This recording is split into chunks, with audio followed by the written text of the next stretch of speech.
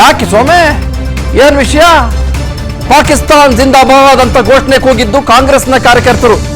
ಆದರೆ ಹೊಸ ಸಂಸದ ನಾಜೀರ್ ಹುಸೇನ್ ದರ್ಪ ಮಾಧ್ಯಮಗಳ ಮೇಲೆ ಯಾಕಿದೆ? ಯಾಕೆ ಪ್ರಶ್ನೆ ಮಾಡೋದಕ್ಕೆ ನಖರ ತೋರಿಸ್ತೀವೇನ್ರಿ? ಮಾಧ್ಯಮ ಪ್ರತಿನಿಧಿಗಳನ್ನೇ ಹೋಗ್ರೆ ರೇ ಅಂತ ದಬಾಯಿಸಿದ್ರಂತೆ ನೂತನ ಸಂಸದರು. ನಾನು ಹೇಳ್ತೇನೆ, ಹೋಗ್ರೆ ರೇ, ಹೋಗ್ರೆ, ನೀವು ಹೋಗ್ರಿ. ನೀವು ಸಂಸದರಾಗಿದ್ರೆ ಏನು, ಮತ್ತೊಬ್ಬರಾಗಿದ್ರೆ ಏನು?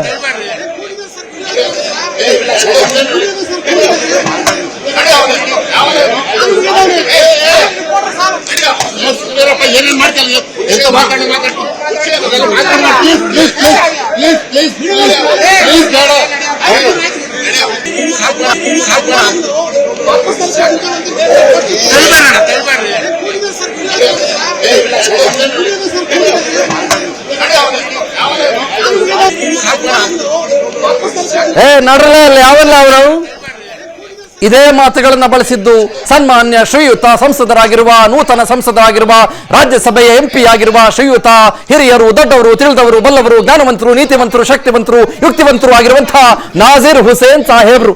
ನಾವು ನಡಿತೀವಿ ಸ್ವಾಮಿ, ನಾವು ಖಂಡಿತ ನಡಿತೀವಿ ಸ್ವಾಮಿ, ಖಂಡಿತ ನಡಿತೀವಿ ಸ್ವಾಮಿ.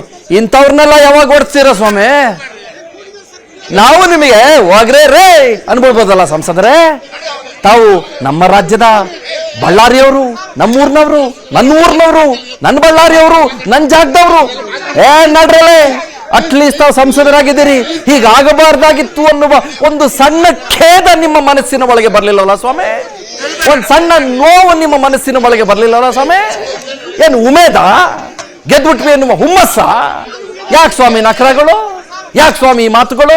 ಯಾಕೆ ಮೀಡಿಯಾದವ್ರು ನಿಮಗೆ ಪ್ರಶ್ನೆ ಕೇಳಬಾರ್ದಾ? ಮೀಡಿಯಾ ಬಿಟ್ಟಾಕ್ರಿ, ನಾನು ಕೋಟು ಶಾರ್ಟು ಬೋಟು ಅದೇನೋ ವೇಸ್ಟ್ ಕೋಟು ಏನೋ ಹಾಕೊಂಡ್ಬಿಟ್ಟು ಮೀಡಿಯಾ, ಮೈಕ್ ಹಾಕೊಂಡ್ಬಿಟ್ಟು ಮೀಡಿಯಾ ಅಂತಲ್ಲ.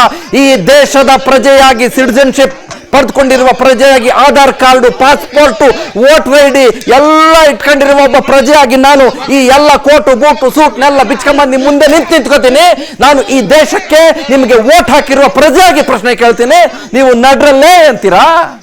ನಿಮಗೆ ಬೇಕಾಗಿದ್ದು ಯಾರು ಹೇಳಿ ನಿಮಗೆ ನಡ್ರಲ್ಲ ಅನ್ನೋದಕ್ಕೆ?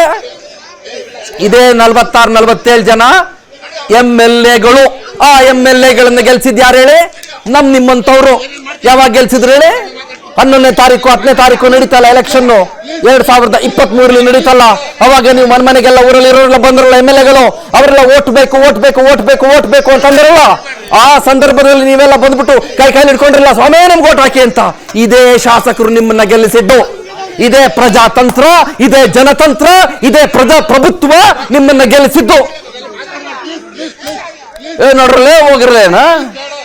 ನಾವು ನಡಿತೀವಿ.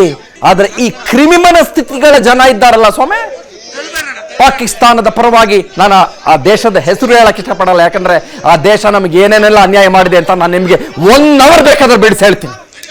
ನಮಗೆಲ್ಲ ಹೇಗೆಲ್ಲ ಕಾಟ ಕೊಟ್ಟಿದೆ ಅಂತ 1 ಅವರ್ ಬಿಡಿಸಿ ಹೇಳ್ತೀನಿ ಬೇಕಾದ್ರೆ ನಾನು ನಿಮಗೆ. ಅನುಕ್ಷಣದ ಸುದ್ದಿಗಳಿಗಾಗಿ ವಿಸ್ತಾರ ನ್ಯೂಸ್ ಯೂಟ್ಯೂಬ್ ಚಾನೆಲ್ ಸಬ್ಸ್ಕ್ರೈಬ್ ಮಾಡಿ. ಹೊಸ ಸುದ್ದಿಗಳ ನೋಟಿಫಿಕೇಶನ್ಗಾಗಿ ಬೆಲ್ ಐಕಾನ್ ಕ್ಲಿಕ್ ಮಾಡಿ.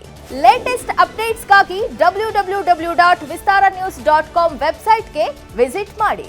ಅಂಗೈಯಲ್ಲೇ ಜಗತ್ತಿನ ಸುದ್ದಿ ತಿಳಿಯಲು ವಿಸ್ತಾರ ನ್ಯೂಸ್ ಕನ್ನಡ ಆಪ್ ಡೌನ್ಲೋಡ್ ಮಾಡಿ.